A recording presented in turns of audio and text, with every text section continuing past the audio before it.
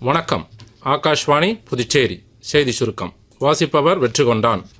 பிரதமர் திரு நரேந்திர மோடி கத்தாரின் தோஹாவில் சமீபத்தில் நடந்த தாக்குதல் குறித்து அந்நாட்டு அதிபர் திரு ஷேக் தமீம் பின் ஹமத் அல்தானியை தொலைபேசியில் தொடர்பு கொண்டு தமது ஆழ்ந்த வருத்தத்தை தெரிவித்தார்.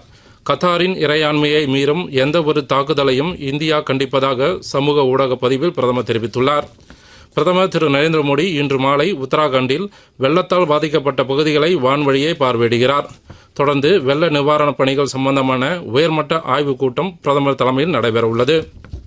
புதுச்சேரி பல்கலைக்கழகத்தில் கியூட் தேர்வு மூலம் பல்வேறு துறைகளில் நிரப்பப்பட உள்ள காலியிடங்களின் மாணவர் சேர்க்கைக்கான நேரடி கலந்தாய்வு வரும் 17ஆம் தேதி காலை 10 மணி முதல் 12 மணி வரை புதுச்சேரி மற்றும் காரைக்காலில் உள்ள பல்கலைக்கழக வளாகத்தில் நடைபெறவுள்ளதாக அறிவிக்கப்பட்டுள்ளது.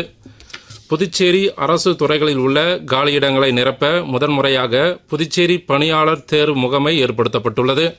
இதன் மூலம் குரூப் சி, குரூப் டி உள்ளிட்ட பதவிகளை நிரப்புவதற்கான உத்தேச அட்டவணையை பணியாளர் தேர்வு முகமை வெளியிட்டுள்ளது.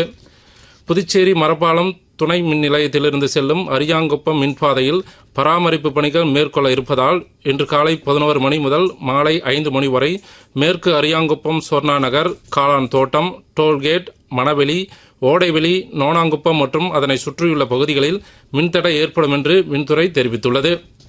அமெரிக்காவில் வலதுசாரி ஆர்வலரும் அமெரிக்க அதிபர் டொனால்ட் ட்ரம்பின் தீவிர ஆதரவாளருமான சார்லி கிர்க் பல்கலைக்கழக நிகழ்ச்சி ஒன்றில் உரையாற்றுகையில் அடையாள தெரியாத நபரால் சுட்டுக் கொல்லப்பட்டார்.